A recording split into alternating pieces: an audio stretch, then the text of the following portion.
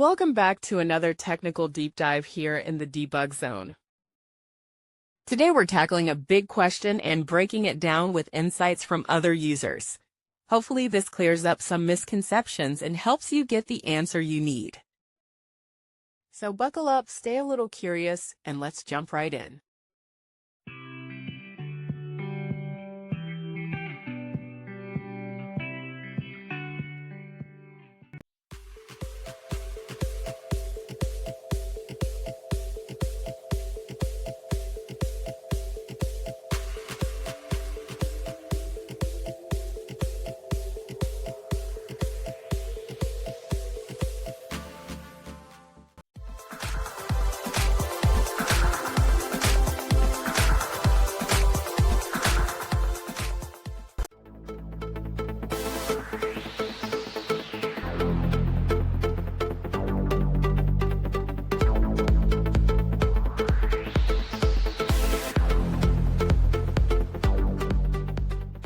And that's a wrap.